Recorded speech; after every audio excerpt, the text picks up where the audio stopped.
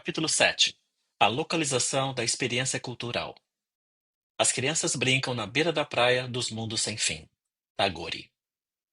Nesse capítulo, quero desenvolver um tema sobre o qual falei rapidamente durante o banquete organizado pela British Psychoanalytical Society em comemoração à publicação integral da Standard Edition das obras de Freud, Londres, 8 de outubro de 1966.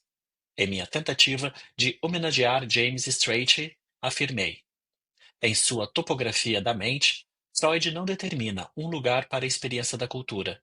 Ele deu um novo valor à realidade psíquica interna e, a partir daí, um novo valor para coisas reais e verdadeiramente externas.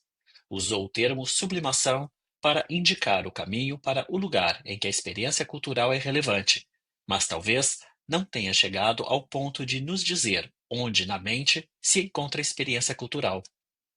Quero agora ampliar essa ideia e buscar uma afirmação positiva que possa ser examinada criticamente. Farei isso usando minha própria linguagem. A citação de Tagore sempre me intrigou.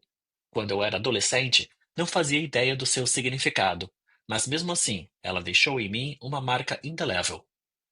Assim que me tornei freudiano, soube o que ela significa. O mar e a praia representavam a relação interminável entre homem e mulher, e a criança surgia dessa união para ter um breve momento antes de, por sua vez, se tornar adulta ou gerar filhos. Então, quando me tornei estudante do simbolismo inconsciente, eu soube, pois sempre se sabe, que o mar é a mãe e a criança nasce na beira da praia. Os bebês saem do mar e são vomitados na praia, como Jonas e a baleia. Então a praia é o corpo da mãe, uma vez que a criança nasceu. E mãe e bebê, agora viável, começam a se conhecer. Comecei a perceber que por trás disso há o conceito sofisticado de relação genitor-filho, e que poderia haver um ponto de vista infantil e pouco sofisticado, diferentemente do ponto de vista da mãe ou do observador, e que analisar o ponto de vista da criança pode trazer ótimos resultados. Durante muito tempo, minha mente permaneceu em um estado de desconhecimento que se cristalizou em minha formulação dos fenômenos transicionais. Nesse ínterim, brinquei com o conceito de representações mentais, descrevendo em termos de objetos e fenômenos localizados na realidade psíquica pessoal e percebidos como internos. Além disso, acompanhei o efeito dessa operação nos mecanismos mentais de projeção e de introjeção. Entretanto, percebi que a brincadeira não é nem uma questão de realidade psíquica interna, nem de realidade material externa. Chego agora ao tema central desse capítulo e à seguinte questão: se a brincadeira não está nem dentro nem fora, onde ela está?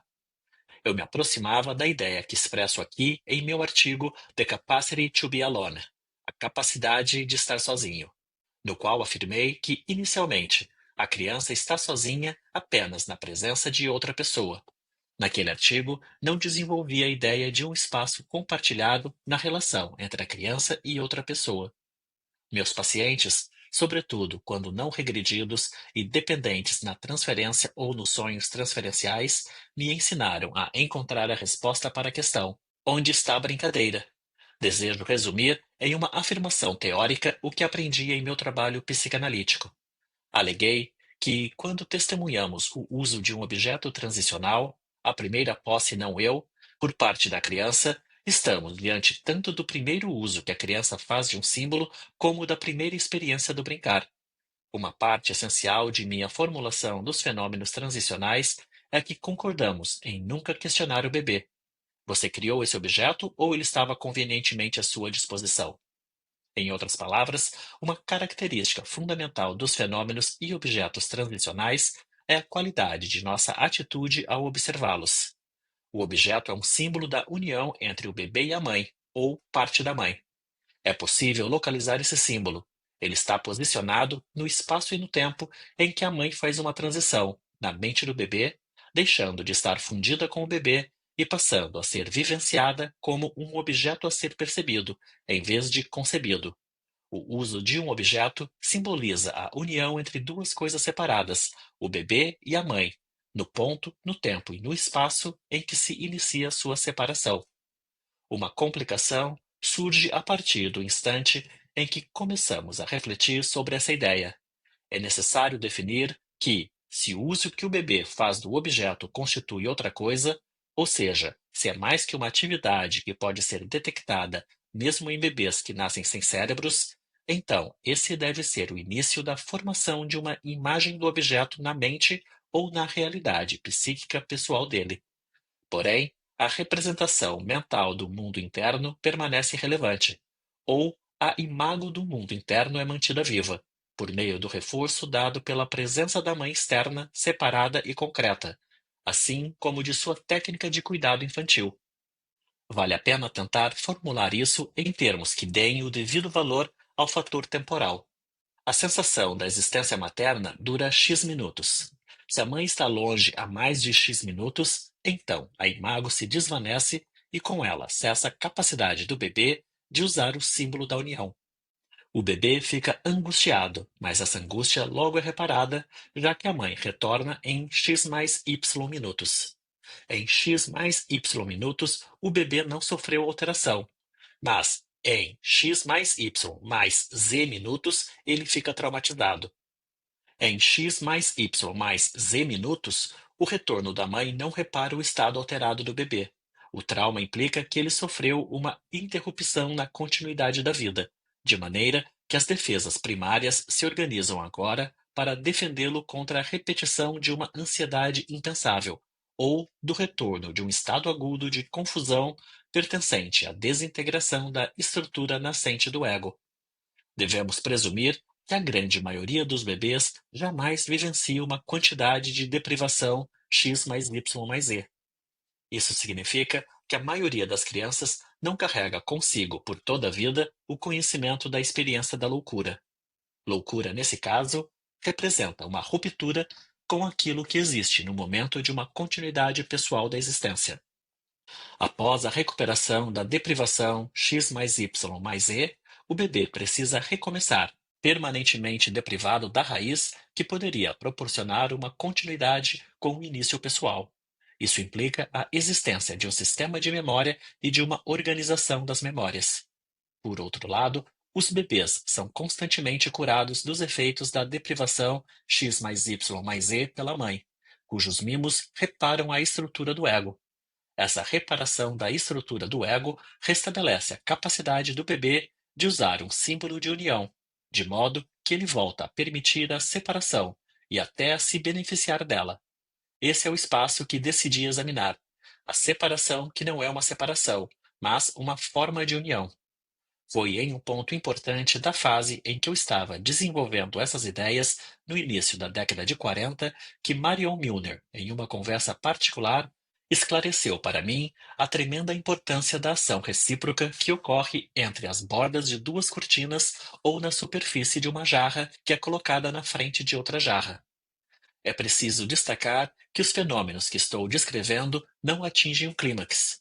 Isso os distingue de fenômenos de base instintiva, em que o elemento orgiástico desempenha um papel fundamental e as satisfações são intimamente ligadas ao clímax.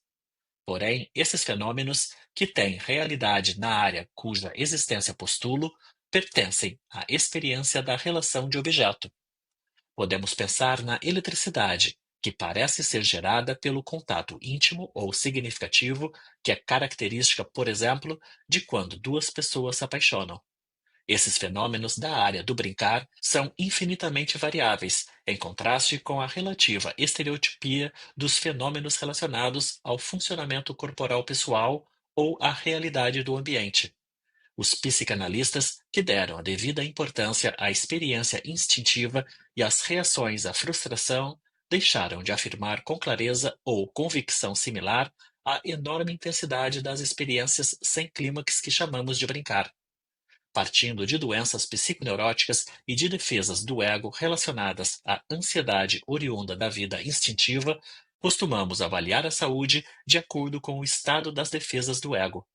Dizemos que ele é saudável quando essas defesas não são rígidas, e assim por diante. Mas raramente chegamos ao ponto em que podemos começar a descrever a vida para além da doença ou em sua ausência. Em outras palavras, ainda precisamos encarar a questão sobre o que é a própria vida. Nossos pacientes psicóticos nos forçam a dar atenção a esse tipo de problema básico.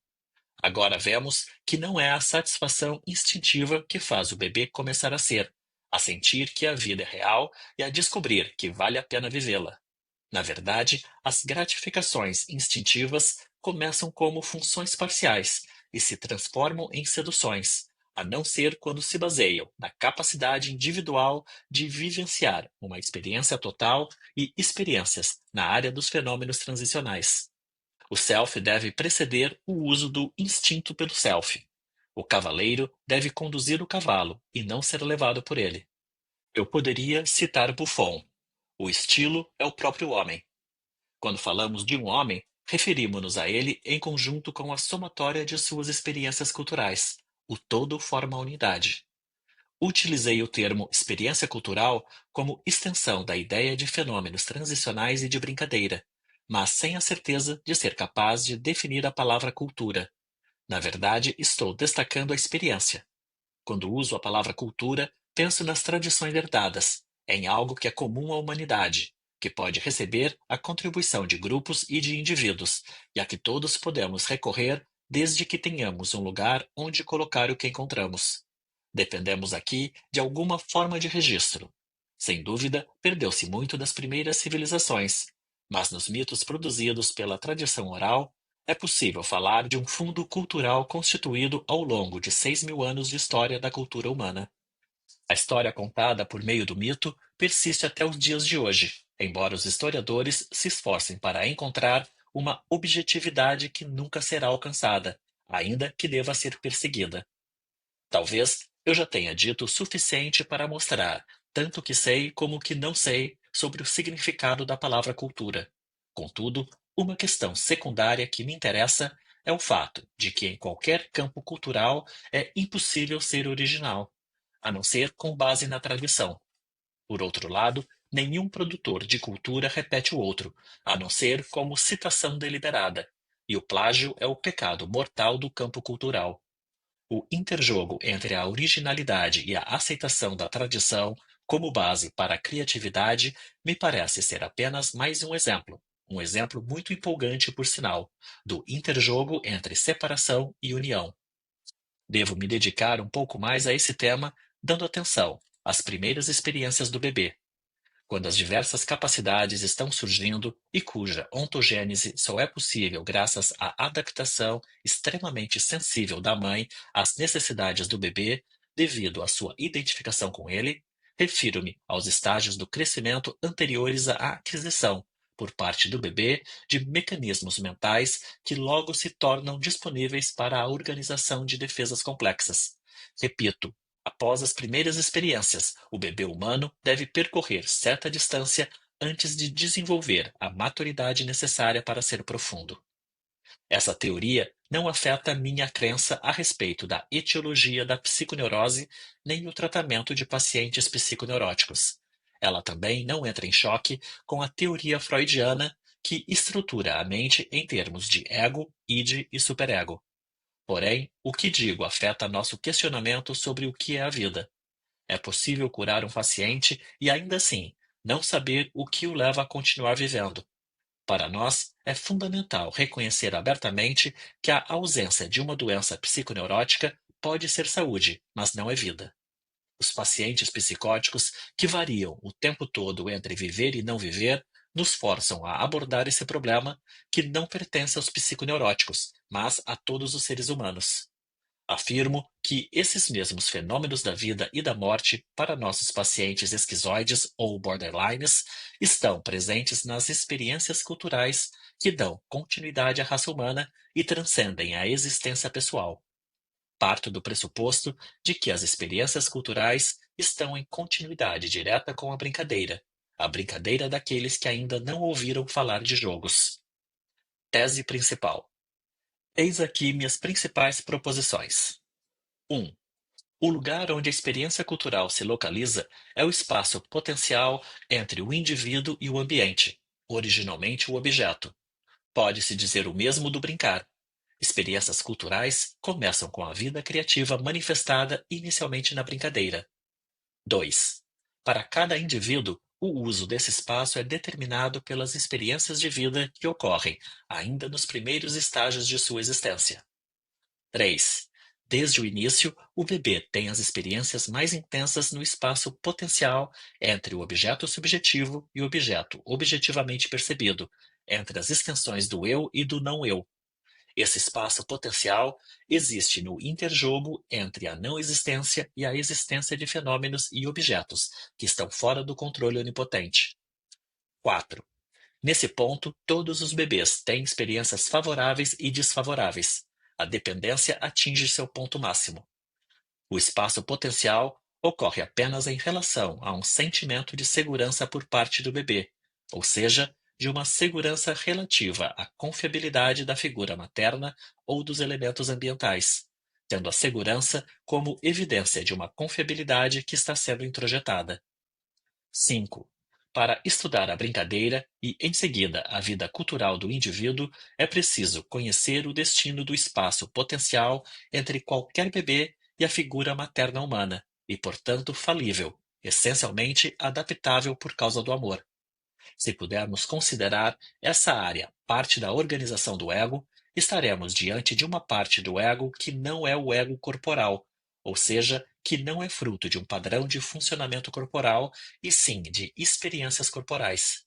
Essas experiências ocorrem no âmbito de uma relação de objeto não orgiástica, ou que pode ser chamada de aparentada ao ego, no espaço em que se pode dizer que a continuidade dá lugar à contiguidade. Continuação do argumento.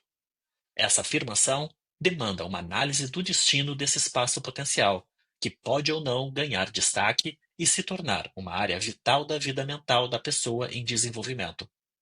O que acontece quando a mãe consegue, de uma posição de adaptação completa, iniciar um fracasso gradual na adaptação? Esse é o cerne da questão e exige estudo, já que afeta nossa técnica analítica quando atendemos pacientes regredidos no sentido de serem dependentes. Na média das boas experiências nesse campo do manejo, que começa tão cedo e está sempre recomeçando, o bebê encontra um prazer intenso, até mesmo doloroso, associado à brincadeira imaginativa. Não existe regra para o jogo, de modo que tudo é criativo, e, ainda que o brincar seja parte da relação de objeto, tudo o que acontece é pessoal para o bebê. Todas as coisas físicas são elaboradas pela imaginação e investidas da qualidade de algo que acontece pela primeira vez. Será que posso afirmar que esse é o significado da palavra catexizar? Sei que estou no território do conceito de busca do objeto, cunhado por Fairbairn em 1941, em oposição à busca de satisfação. Como observadores, notamos que tudo na brincadeira já foi feito e já foi tocado antes, que todos os cheiros já foram sentidos, e que onde aparentemente existem símbolos específicos da união entre bebê e mãe, objetos transicionais, esses objetos foram adotados, não criados. Ainda assim, para o bebê, se a mãe for capaz de fornecer as condições corretas, todos os detalhes da vida dele são exemplos da vida criativa. Todo objeto é um objeto encontrado. Se tiver a chance, o bebê começa a viver criativamente e a usar objetos concretos para mostrar-se criativo neles e com eles. Se o bebê não tem essa chance, não existirá uma área na qual possa brincar ou ter experiências culturais. Dessa maneira, ele não terá ligação com sua herança cultural e não fará contribuições para o fundo cultural. A criança deprivada é notoriamente inquieta e incapaz de brincar, além de ter uma capacidade limitada de vivenciar o campo cultural. Essa observação leva ao estudo dos efeitos da privação no momento em que ocorre a perda do que se considerava confiável. Para estudar os efeitos da perda em qualquer estágio inicial, é preciso observar essa área intermediária ou esse espaço potencial entre o sujeito e o objeto. Falta de confiabilidade ou a perda do objeto representa para a criança a perda da área da brincadeira e de um símbolo relevante. Em circunstâncias favoráveis, o espaço potencial se torna repleto de produtos da imaginação criativa do próprio bebê. Em circunstâncias desfavoráveis, o uso criativo de objetos não ocorre ou é relativamente incerto. Descrevi em outro texto como a defesa do selfie falso aparece ao esconder o selfie verdadeiro, que tem o potencial de fazer uso criativo dos objetos. Em casos de fracasso prematuro da confiabilidade ambiental, existe um perigo diferente: que o espaço potencial seja preenchido por coisas injetadas por alguém que não o bebê. Aparentemente, tudo que ocupa esse espaço, mas veio de outra pessoa, é material persecutório, que o bebê não tem meios de rejeitar.